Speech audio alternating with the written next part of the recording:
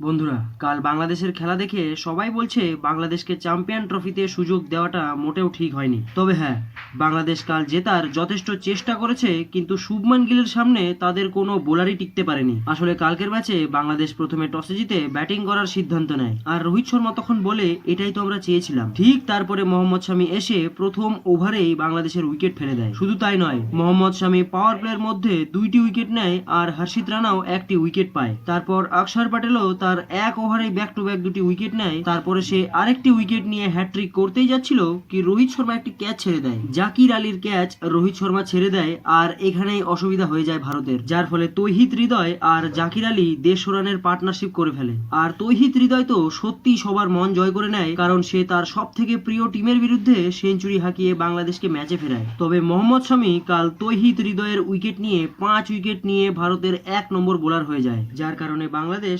228 রানে all out হয়ে 229 রানের টার্গেট দেয় ভারতকে। তারপর ভারত ব্যাট ধরতে নেমে এত তাড়াতাড়ি খেলা শুরু করে দেয় যে সবাই ভাবছিল তারা 228 রান না 328 রান চেস করতে নেমেছে। তবে 69 রানের মাথায় রোহিত শর্মা নিজের উইকেট হারায়। ঠিক তারপরেই না জানি ভারতের কি হয়, ভারত ক্রমাগত 4 উইকেট হারিয়ে ফেলে। সবার আগে বিরাট কোহলি ব্যাট ধরতে এসে ফ্লপ খায়, তারপর শ্রেয়াস আইয়ারও বেশিক্ষণ খেলতে পারেনি, এমনকি অক্ষর প্যাটেলও খুব শিগগিরই আউট হয়। কিন্তু শুভমান গিল আর রাহুলের জন্য এই ম্যাচ ভারত শেষে গিয়ে জিতেই যায়। শুভমান গিল সেঞ্চুরি করে ওয়ানডে ইন্টারন্যাশনালে 1 নম্বর পজিশনে চলে যায়। তাই ভারত তাদের প্রথম ম্যাচ 6 উইকেট এবং 21 বল থাকতেই জিতে নেয়।